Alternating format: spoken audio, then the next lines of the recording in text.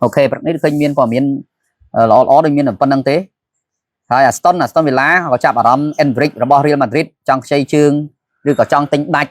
sẽ tôi Endrick á Endrick toàn rồi nó sai khơi này của nơi ca nói nơi Real còn mình còn thằng ban lên chỉ mới bóng tê Rodrigo chia mà vinh hay là miền Vinicius Junior là miền Mbappe là miền Arda Güler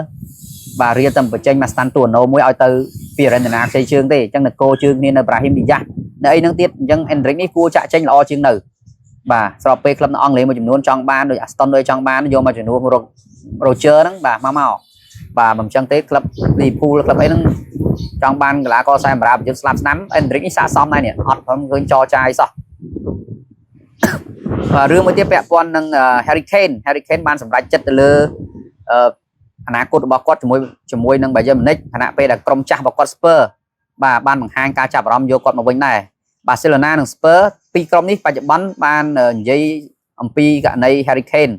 bà nhưng khơi tha bài dân nick ban Spain rốt nơi sai bài chút mấy đầm bay mò chừng nua cả là có Harry Kane bà đã hỏi buộc Kane vây can là chơi hỏi bà mình còn được mình tê bà chẳng bà họ ngay nhưng khơi tha Kane có cất đai tiền à còn mình tha sọc bài rồi mỗi bài dân mình đánh những con nư tần năng còn tranh tần tê quay quạt sam pi sam bấy và quạt còn cất khơi thá bài dân sẽ rong lụa quạt tranh chẳng quạt hồ cả lông cả lại và quạt hỏi đai đó và còn mình là trong nơi bài dân nâng là hốt tê tụ bay sọc bài ai tham mà năm đi tiếp cho và bài bắn bài dân nhưng khơi miền Gnabry vì ra Amido CF bà hay tầm tinh ban say Paris bà tinh ban say Paris bà PSV mau nó sẽ đặt lá có một nhà chẳng luôn thế đấy nè bà trong thêm còn cất hai xỉa chơi mà hai đàn hai nắng nè Amino CF như vậy mà pay bay năm nè bà đại tự tinh mau bị crom Manson Pram chạy trường nắng còn tục chẳng luôn bà ai thay vô mà lên vinh món tới bà dụ chuẩn rồi có thể và tranh với còn đằng tái say Paris máu cầm riêng cầm hai đo lại bọc khen khăn những kì bà Ismail say Paris bom Morocco để tên nhập PSV nó cứ cầm riêng cầm hai đó Harry Kane khăn những kì chân khen là nè con miền tha năm đi bây giờ mình lệnh hợp con tên nơi pra quát bàn tay năm coi mình có tha bây giờ tục quát tê và vây sam tập bay thì mỗi chi phí cứ nó thầm đá quát vây chế cái chơi ơi không ra con mình năm mà con lên bán chạy lên như thế đây một con miền là đón tha con nấc sọc nó còn áo trong một pin điểm xét nó tra con sụp trôi ti nơi Premier League đi cho nay cũng đánh mà long sờ bà chẳng còn trong mau gà thay vô cùng nó tra môi nơi Premier League từ Spurs bao nhiêu đồng trăm có tiền tại tầm năm nâng Spurs trong bán thì lô năm khỏi Spurs lên trong bán là nâng tưởng gì tẹt tôi nâng Pedro Neto rồi bỏ Chelsea miền Man City hay nâng Arsenal bên Arsenal có một hai ca chạm vào trong bán Pedro Neto này hai bờ sai bầm ra một slap hàng đánh miền Saka miền Madueke hỏi là Arsenal trong Man sẽ Pedro Neto tiết Arsenal trong ban cái lá co chớn nằm bây giờ mà chui club miền lối chơi tập tinh tới vụ năm tới Champions League đang đọc đại pro hay Premier League được biến mà chẳng lối khéo đá cái tinh tới mà hỏi chui club cái bán hay Pedro Neto này lại hàng trên tung học tập liền bà Chelsea toàn slow Man City phong bà là Arsenal đặt bằng hai ca chạm vào đó mà mùi thèm thế đây mà Real Madrid mình to pi khó khăn không ca vô Rodri để sao Rodri bằng hai càng chọn từ châu room dùng với bà xế lại đi Real Madrid cái đại ca trong bán sai bằng ra là Arsenal cứ Martin Zubimendi bà để sao tại ca một đo bo Bruno Guimaraes thì kết tha Zubimendi được ai khoa khan mong lên bà chẳng con là miền sạc đàn ở Real trong ban quạt bà Real trong ban quạt độ khó xem mà nhớ cứ trong tinh vô Zubimendi vì Arsenal mình to pi khó khăn tinh Rodri ban hai nhé còn trong từ châu room với tập bạc CT mà chẳng vừa Real cái bài taro Zubimendi vinh này là toàn cho cha mấy nhưng mà toàn đăng này bà còn là ha chỉ cho cha mà làm vẽ con menu sai cà phê chơi mui bà cứ mình ra trao Kinsey rồi bỏ club brack sai cà phê tại chưa có bài dây chọt vừa chia đây cà phê lên World Cup tại còn sang ban với team mui để lấy bên Arsenal nó menu không cho cha tinh vô quạt bà cứ là có xây bà dù so này cứ chỉ crom mới để tinh đô slap nhưng chặt tục thay chỉ crom tinh đô slap nó không ở thì sao đô là con ở đây cái này đi bà nhu của so nhưng khơi tha tư máu bà cứ trong vô tây tạ sai bằng ra rồi bọc crom Spurs bị muốn bà cứ cái là có Pierre Emile Højbjerg ត្រឡប់មកអង់គ្លេសវិញហើយព្យាមីហុយស្បឺកហ្នឹងពីមុនលេងនៅស្ពឺបាទស្ពឺលក់ឲ្យទៅម៉ាក់សីណាស្ពឺក៏បានលក់ឲ្យម៉ាក់សីបាទហើយទៅម៉ាក់សីក៏គាត់លេងបានទៀងទាត់គ្រាន់បើគាត់ដែរបាទមិនមែនគាត់អត់បានលេងទេតែឥឡូវហ្នឹងគឺស្ពឺបាទញូកាសលចង់យកគាត់មកវិញវ័យ31ឆ្នាំបាទហើយគាត់មានបទពិសោធន៍ច្រើននៅលើទីលានទាំងបាល់អាជីពទាំងបាល់ជម្រើសជាតិកីឡាករអន្តរជាតិរបស់ដេនម៉ាកបាទញូកាសលបានមើលឃើញពីសក្តានុពលថាកីឡាកររូបនេះគឺនៅមានសក្តានុពលក្នុងការមកជួយក្រុមអញ្ចឹងខ្ញុំលើករឿងវ័យទៀតបងប្អូនឃើញរបត់នៅក្នុងទីផ្សាររដូវកីឡាករក្នុងឆ្នាំនេះក្រុមភាគច្រើនគាត់អត់ខ្វល់រឿងវ័យទេអាយុ29 30 31ពីមុនក្លឹបអង់គ្លេសមិនចង់ទិញទេទិញក៏ឲ្យថោកហើយអង្គឲ្យកុងត្រាទៀបដែរតែឥឡូវគេអត់ខ្វល់ពីអាយុ30 ជាងទេគឺគេនាំគ្នាទិញយកមកប្រើបាន1ឆ្នាំយក1ឆ្នាំបាន2ឆ្នាំយក2ឆ្នាំបាន3ឆ្នាំយក3ឆ្នាំបាន4ឆ្នាំយក4ឆ្នាំទៀតបើឲ្យតែនៅមានសក្តានុពលឲ្យលេងឲ្យគេអញ្ចឹងដូចករណីព្យាមីហុយស្បឺកគឺជារឿងករណីថ្មីមួយទៀតដែលក្រុមនៅអង់គ្លេសបានទិញយកមកបាទដែលតាក់ទងទិញមិនទាន់បានទេតែតាក់ទងទិញបង្ហាញការចាប់អារម្មណ៍បាទហុយស្បឺកបើគាត់និយាយពីបទពិសោធន៍នៅអង់គ្លេសក៏ច្រើនដែរជាមួយស្ពឺបងប្អូនអ្នកគ្រប់គ្រងស្ពឺដឹងហើយបាទអញ្ចឹងបើសិនជាក្នុងករណីញូកាសលយកមកតើញូកាសលខ្វះខាតនៅខ្សែបម្រើកណ្ដាលឬអត់ញូកាសលនិយាយមែនទែនទៅការចាក់ចេញរបស់សាន់ដ្រូតូណាលីនិងប្រូណូគីម៉ារ៉ាអេសគឺប្រកាសជាស្ទើរខ្សែបម្រើកណ្ដាលហើយបើពួកគេអត់ជាយាមរកខ្សែបម្រើកណ្ដាលមកទេគឺវារៀងពិបាកដែរប៉ុន្តែញូកាសលក៏បានទិញយកចូលមកពីរវិញដែរណាបាទមានអាឡាជីបាំបាកីឡាករសញ្ជាតិបារាំងមួយដែលទិញមកពីក្រុមម៉ូណាកូបាទដែលទិញមកម៉ូណាកូប៉ុន្តែតម្លៃទេគឺអត់បានបើកឲ្យឃើញថាតម្លៃ36លានបាទ36លានអឺរ៉ូមួយទៀតគឺទិញខ្សែបម្រើហូឡង់សៀនស្ទ័របាទសៀនស្ទ័រនេះគឺញូកាសលទិញមកពីអាហ្សាក់អាំស្ទែដាំបាទតម្លៃទេ24លានអឺរ៉ូបានពីរមកវិញលក់សាន់ដ្រូតូណាលី80លានជាងលក់ប្រូណូហ្គីម៉ារ៉ាអេស80លានជាងចិត្ត200លានទិញពីរចំណាយអស់តែប្រហែលជា60លានទេចំណេញលើកគោកប៉ុន្តែពីរអ្នកនេះមិនទាន់ថាលេចធ្លោខ្លាំងទេប៉ុន្តែនៅលើវិថីដែលคล้ายទៅជាកីឡាករលេចធ្លោពីព្រោះកីឡាករទាំងពីរអ្នកដែលញូកាសលទិញមកនេះសិតតែស្ថិតនៅក្នុងគេហៅថាកីឡាករយុវជនដែលមានឈ្មោះនៅក្នុងបញ្ជីយុវជនលេចធ្លោនៅក្នុងអឺរ៉ុបស៊ីនស្ទ័ររបស់អាហ្សាក់ហើយនឹងបាំបាដែលខ្ញុំនិយាយមិញហ្នឹងបាទគឺសិតតែជាកីឡាករដែលកំពុងតែឈានរកភាពលេចធ្លោហើយក្រៅពីនោះគឺញូកាសលនៅមានកីឡាករចាស់នៅឡើយដូចជាអេលីងតុនតែអេលីងតុនគាត់ស្នើសុំញូកាសលចាក់ចេញទៅលេងនៅលីកអារ៉ាប់គាត់ចាស់ដែរហើយបាទ30ម៉ានហើយទេ29ទេអេលីងតុន29ទេបាទតែគាត់ស្នើចេញទៅលេងលីកអារ៉ាប់ហើយនៅមួយទៀតជួយវីឡុកនឹងឃើញក្លឹបនៅទូគីមួយចំនួនក៏កំពុងតាមទិញគាត់ដែរហើយនឹងសល់ខ្សែបម្រើមួយទៀតគឺចាកបរ៉ាំស៊ីបាទអញ្ចឹងបើសិនជាក្នុងករណីយកបាទអ៊ីមៀព្យាហុយស្បេកមកមួយទៀតក៏អាចល្អដែរសម្រាប់ញូកាសលការដោះដូរវៃឆ្លាតចាយលុយតិចតែបានកីឡាករមកដែលមានបទពិសោធន៍ស្រាប់ហើយមកជួយដូចខ្ញុំនិយាយអញ្ចឹងមិនចាំបាច់ទៅចំណាយលុយច្រើនដល់រាប់រយលានទិញទេជួនកាលកីឡាករមានបទពិសោធន៍ស្រាប់នោះគឺគាត់មានលទ្ធភាពគ្រប់គ្រាន់ក្នុងការជួយក្រុមបានដែរបាទអញ្ចឹងការដោះដូរសម្រាប់ញូកាសលឧទាហរណ៍ថាយកព្យាមីហុយស្បេកនេះបានល្អបាទសម្រាប់ខ្ញុំគាត់ថាល្អបាទរឿងផ្សេងមួយថែមទៀតបាទ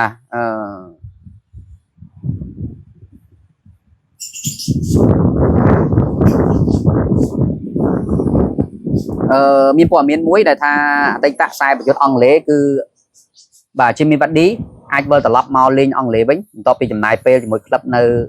អ៊ីតាលីប្រហែលបាន1ឆ្នាំជាមួយក្លឹបស្អីគេ Venezia ក្លឹបអីទេបាទនៅអ៊ីតាលីនេះ Cremonese បាទឥឡូវប្រហែលជាអាចវិលមកអង់គ្លេសវិញតែទៅចូលរួមមួយ West Ham ដែលបានកាត់ទៅកាន់ League Championship បាទនេះក៏មានអាប់ដេតថ្មីហើយគាត់វ័យ39ឆ្នាំហើយ Jimmy Vardy ហើយយកកីឡាករចាស់មកជួយវិញឯពេលខ្លះបាទនេះរឿងថ្មីមួយទៀតហ្មងបាទយកកីឡាករចាស់មកជួយហើយបាទកីឡាករថ្មីថ្លៃពេកហើយយើងធ្លាក់ទៅកាន់ Championship ហើយមានលុយណាមានយកចាស់ហ្នឹងមកជួយចាស់មិនមានកម្លាំងមែនតែមានបទពិសោធន៍គេស្គាល់ផ្លូវបាទក្មេងមានកម្លាំងArsenal ក៏មានព័ត៌មានខែមួយទៀតដែរព្រឹកនេះគឺពាក់ព័ន្ធនឹងការប្រជែងជាមួយនឹង Spurs បាទការប្រជែងជាមួយ Spurs Arsenal had been told it would additional free for Spurs for Cristiano Romero មិនប្រជែងមួយ Spurs គឺតាក់ទងទិញខ្សែការពាររបស់ Spurs Cristiano Romero បានជូនដំណឹងទៅ Spurs រួចហើយតាំងពីដើមខែ 7 ខែ 6 ខែ 7 ពេល World Cup ពងលេងហ្នឹងគាត់ប្រាប់ឲ្យគាត់ថាគាត់ចង់ចាក់ចេញពី Spurs ដំណឹងនៃការចង់ចាក់ចេញពី Spurs នេះធ្វើឲ្យក្លឹបនៅអឺរ៉ុបមួយចំនួនបានចោមរោមក្នុងការដាក់ដំណើរនិងចរចាទិញយកគាត់ទៅក្នុងនោះមានចុងក្រោយនេះ Arsenal មាន AT Madrid មាន Barcelona ហើយពីមុនក៏មាន Real ដែរតែ Real ឥឡូវដកការចង់បានហើយដោយសារគាត់ទិញបាន Konate មាន Inter Milan អញ្ចឹងបច្ចុប្បន្នសល់4ក្លឹបនេះមិនទាន់ថាដឹងថា Spurs លក់ Cristiano Romero ឲ្យទៅក្លឹបមួយណានៅឡើយទេណាតោះដឹងទេតែ Spurs នេះគឺក៏បានលក់កីឡាករខ្សែកាពីសងពោបានហេកេចេញមួយដែរប៉ុន្តែពួកគេយកបានមកវិញនៅ Marcos Senesi ពីក្រុម Bournemouth បាទហើយ Arsenal រាល់ថ្ងៃនេះយើងឃើញថាគឺនឹងមិនមានវត្តមានសាលីបាដោយសារគាត់មានរបួសខ្នងអាចនឹងសម្រាប់រយៈពេលយូរដែរប៉ុន្តែ Arsenal នៅសល់ Gabriel Magalhaes នៅសល់ Thiago Hincapié ហើយនឹង Christian Mosquera ដែល3នាក់នេះអាចលេងបានទាំងការពារឆ្វេងការពារស្ដាំនិងការពារកណ្ដាល Mosquera គាត់លេងការពារស្ដាំបានកណ្ដាលក៏បាន Hincapié គាត់លេងការពារឆ្វេងក៏បានកណ្ដាលក៏បាន Gabriel Magalhaes គាត់ធ្លាប់លេងតែខ្សែការពារកណ្ដាលទេអញ្ចឹងអាវត្តមានសាលីបាវាពិបាកដែរអញ្ចឹងរហូតមួយនេះម្នាក់ទៀតបន្ថែមតែជាក់ស្ដែង Arsenal នៅសល់ Ben White មួយទៀតណា Ben White ក៏អាចលេងការពារកណ្ដាលបានដែរបាទហ្នឹងហើយតែបើសិនចង់ឲ្យកក់ក្ដៅទិញថែមទិញទៅមានស្អីទេ Arsenal បានផ្ដល់សញ្ញាភ្លើងបៃតងហើយ Spurs គឺក៏បានផ្ដល់សញ្ញាភ្លើងបៃតងឲ្យ Cristiano Romero ចាក់ចេញដែរបាទក្នុងតម្លៃផ្ទេតមិនថ្លៃហ្មងទេ34លានផោនបាទអញ្ចឹងល្មមទិញដែរ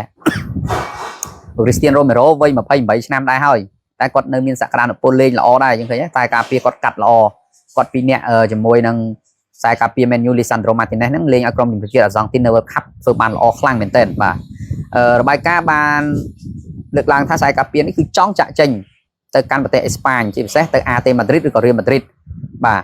ក្រោយមកមានបាសេឥឡូវដើរចាប់អារម្មណ៍ច្រើនដែរតែលុយស្ទើបាសេស្ទើលុយតែចេះចង់បាននេះចង់បាននោះហើយបាសេបាទតែធម្មតាហ្នឹងឥឡូវដោះស្រាយរឿង Rodri មួយតថ្លៃគេស្វិតដូចស្គរតាំងម៉ែអញ្ចឹងគេទា60លានជាងឲ្យ40លានឥឡូវឡើងបាន50លានអត់ទាន់ដល់តម្លៃ Dimension City ចង់បានផងទេបាទឥឡូវមកងាករ៉ូមេរ៉ូនេះមួយទៀតអាហ្នឹងធ្វើមិនទេព្រោះយើងអត់លុយយើងចាយថែមអញ្ចឹងតែខ្ញុំតែនិយាយទៅសើបាសេថាបាសេនេះទោះបីអត់លុយមិនក៏ដោយកីឡាករនៅតែចង់មកចូលរួមvớiបាសេអានេះយើងនិយាយថាបើមនុស្សប្រុសស្អាតស្រីស្អាតគេនៅតែស្រឡាញ់ក្នុងលក្ខខណ្ឌយើងមានលុយមិនមានលុយយើងវាស្អាតវាល្អគេចង់មកចូលរួមអាហ្នឹងវាជាសំណាងព្រេងមួយដែរណាដែលបាសេឡូណាថ្ងៃនេះគឺស្ទើរលុយហើយប៉ុន្តែក្លឹបកីឡាករមួយចំនួននៅតែពេញចិត្តនៅតែប៉ែតតីបាសេហូហែអញ្ចឹងបាទណាបាទនេះរឿងពាក់ព័ន្ធនឹង Arsenal ហើយ Romero ទៅណាយើងអត់ទាន់ដឹងទេតែខ្ញុំមើលទៅគាត់ចង់ទៅអេស្ប៉ាញច្រើនជាងនៅអង់គ្លេសបាទព្រោះនៅ AT នោះសិតតែកីឡាករអសង់ទីនគ្នាគាត់ស្រាប់ទាំងគ្រូទាំងអី Simeone សិតតែអសង់ទីនបាទខ្ញុំគិតថាបើសិនជា Romero ចេញខ្ញុំគិតថាគាត់អាចទៅចូលរួមជាមួយនឹង AT បាសេឬក៏ Inter ច្រើនជាង Arsenal បាទគិតដែរនេះបាទបន្ថែមទៅលើរឿងមួយទៀតគឺពាក់ព័ន្ធនឹង Aston Villa បាទ Aston Villa ព្រឹកនេះមានអាប់ដេតថ្មីមួយដែរបាទលោក Unai Emery គឺបង្ហាញភ្លើងបៃតងឲ្យ Aston ទិញកីឡាករថែមមួយទៀត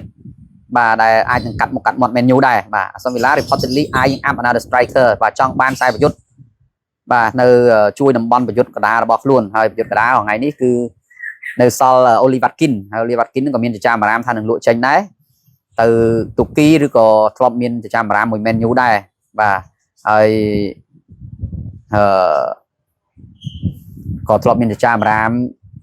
ជាមួយនឹង Arsenal បាទតែ Arsenal តើតែចេញខ្សែប្រយុទ្ធ Gabriel Jesus មួយសិន Gabriel Jesus គង់តែចរចាជាមួយនឹងក្លឹប Napoli យើងឃើញភ្នាក់ងាររបស់គាត់ទៅដល់ជំរក World Cup របស់ Napoli ប្រហែលចរចារឿងទិញយកគាត់ទៅលក់គាត់ទៅចាក់ចេញពី Arsenal ទៅហើយអញ្ចឹងបើសិនជាគាត់ចាក់ចេញពី Arsenal ត្រូវអូសាយវាប្រអប់មួយទៀត Arsenal ចាប់អារម្មណ៍ Oli Watkins នេះបាទ Aston Villa ក៏មានកម្រងលក់ Oli Watkins ដែរដែលពួកគេចង់បានវិញនៅខ្សែប្រយុទ្ធរបស់ Chelsea គឺ Nicolas Jackson បាទ Nicolas Jackson ហើយយើងឃើញថាឥឡូវហ្នឹង Oli Watkins វ័យ31ឆ្នាំហើយណាវ័យ31ឆ្នាំហើយវ័យរបស់គាត់នេះមិនមែនថាគាត់លេងមិនបានទេឥឡូវវ័យយើងកុំនិយាយច្រើនថាវ័យចាស់វ័យក្មេងឲ្យតែគាត់លេងជួយក្រុមបានហើយបច្ចុប្បន្នគឺ Arsenal សំទោស Aston Villa នៅមាន Tammy Abraham មួយបាទ Tammy Abraham ដែលទិញមកពី Besiktas ឆ្នាំទៅបាទអញ្ចឹងគាត់ក៏នៅមានកីឡាករនៅក្នុងដៃតែ Aston ត្រូវតែទិញចូលបន្ថែមនៅតំបន់ប្រយុទ្ធនេះការចាក់ចេញបើសិនជា Oli Watkins ចាក់ចេញទៀត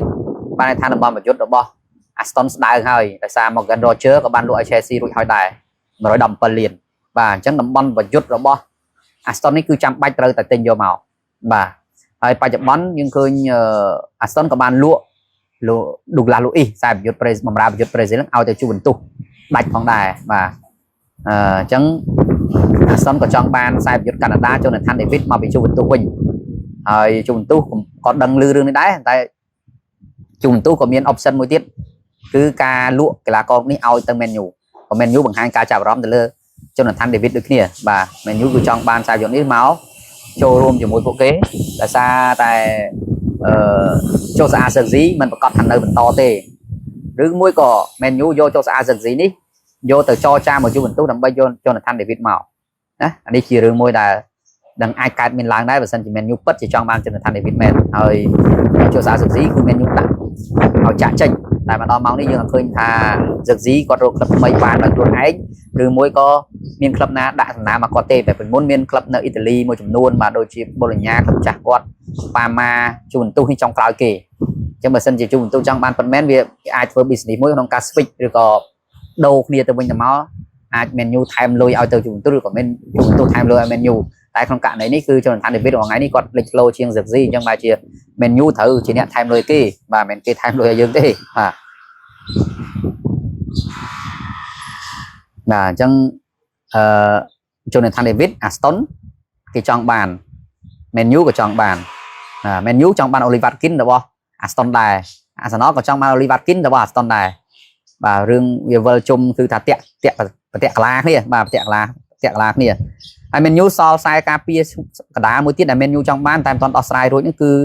កីឡាករ Lukimi បាទ Lukimi ខ្សែការពាររបស់ Colombia ដែល menu ចង់បានតែមិនទាន់យកមកបានទេតែពេលរបស់ក្លឹបបូឡូញ៉ាដែរមិនទាន់យកមកបានទេតែខ្ញុំគិតថា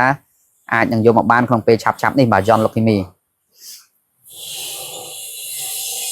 សម្រាប់ Zerzi menu គាត់ចង់លក់ចេញតែតម្លៃដំបូងគឺ menu ដាក់36 លានផោនកន្លះឲ្យក្លឹបដែលចង់បានពិចារណាបាទតែជួបបន្ទុកគេទិញបានប្រយុទ្ធថ្មីមួយរួចស្រេចហើយគឺ Ronald Colomani បាទទៅពី PSG អញ្ចឹងមើលគេលក់ជនថាន David ចេញក៏គេត្រូវរកថ្មីចូលមកថែមមួយហ្នឹងដូរទៅដូរមកបាទចៅ Kinsey ហ្នឹង30លានឯណាបាទ Rising Star កីឡាករតម្លើងទិញអញ្ចឹងពងឡើងពងលិចធ្លោនៅក្នុងលីកកំពូលនេះលីកកំពូលនោះហ្នឹងយើងទិញមកវាមិនទាន់ធ្វើស្វ័យទេ20-30លានហ្នឹងល្មមហើយបើឡើងលេងបាន1ឆ្នាំ2ឆ្នាំឡើងលក់វិញក៏60លានយ៉ាងតូចដែរបាទចៅ Kinsey នេះខ្ញុំលើកទឹកចិត្តឲ្យ Man U ទិញល្វីហបើថ្លៃពេកទិញចៅ Kinsey នេះចុះបាទ60លានយកកសលអត់លក់ទិញចៅ Kinsey នេះអត់អីទេបាទគាត់ពងឡើងជើងស្រាប់ពាក់ព័ន្ធនឹង Arsenal មានមួយទៀតគឺចាប់អារម្មណ៍Kenan Yildiz របស់ Juventus បំរើប្រយុទ្ធស្លាប់ខាងឆ្វេងបាទបើអត់ Vinicius Junior បើបាក់កូឡាទិញបាន Kenan Yildiz ក៏ជាជម្រើសមួយដែរតែ100លានទៀតបាទឃើញចាមរាម Juventus ចង់លក់100លានទៀតបាទ Juventus reach decision ណាបាទគឺថាឈានដល់ការសម្រេចចិត្តលក់ Kenan Yildiz ទៅឲ្យ Arsenal បើសិនជា Arsenal Pro 100លានគេលក់ឲ្យណា100លានទៀតហើយបាទ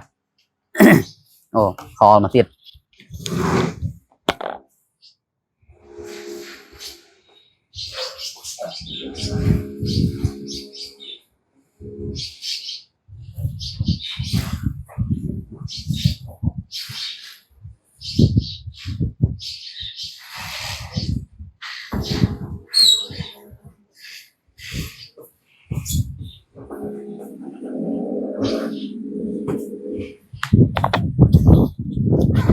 បាទហ្នឹងហើយបងប្អូនចឹងថ្ងៃនេះមានតែប៉ុណ្្នឹងទេការអាប់ដេតព័ត៌មានថ្មីពាក់ព័ន្ធនឹងទីផ្សារដោះកីឡាករណាពាក់ព័ន្ធទៅនឹងអនាគតរបស់ Julian Alvarez ឥឡូវនេះមានក្លឹបដល់ទៅប្រហែលហើយបាទចូលរួមតែ Barcelona នៅតែមានតែមជាងគេព្រោះ Julian Alvarez គេចង់ទៅ Barca ជាងគេបាទណា Julian Alvarez ចង់ទៅ Barca ជាងគេ Arsenal និង Barca ពីរនេះគឺ pole position ក្នុងការទិញ Julian Alvarez បាទហើយយកកសលជំរើសខ្សែបំរើមួយទៀតគឺចៅប៉ាលីនញ៉ាខ្សែបំរើរបស់ Spurs អតីតខ្សែបំរើរបស់ Bayern Munich បាទតែ Spurs កាលនោះដូចខ្ចីជើងពី Bayern មកទេបាទហើយវ័យ37ឆ្នាំអញ្ចឹងយកកសលរហូតខ្សែបំរើចាស់ដែរព្យាយាមមានហើយ Spurs ឥឡូវចៅប៉ាលីនញ៉ាទៀត27ឆ្នាំហើយ Spurs 33ប៉ាលីនញ៉ា37បាទរហូតខ្សែបំរើចាស់ ọt thử chai lôi chớ này mà chai lôi mồm vô bang là có miên bao sau còn tiếp tục chui và chắc nhâm ngày đấy như chọc ca like tâm tay bản này thế hơi ban slide nổ bom ôn tế còn nhâm update chun tế là xa về lý nhâm miên cầm nọt đá họ thấy họ được ăn rẻ ấy đây ngày này nhom để sao nhom miên rẻ đá của miên cái kho máu miên cá nhiều tại chua kênh kẹo tích chẳng ọt ai slide nổ bom ôn đấy nhom phần đấy còn nhom trong like nằm bây update còn miền chun mong bốc chơi từ C đấy bị tràn về mà chẳng like từ miền phế like tại vì lươn chiêng từ C bia ban này clay phong mà nhom like nhom ban thì chuyện không năng đài và chẳng là hai đấy nhưng mà ai chẳng like rất tràn là xa thì xa nơi sọt là hai tiết đọt đô bật việt và chẳng rất điคือ miền Tây và nắng mà họ cũng làm ca tam đan bao vòng ổn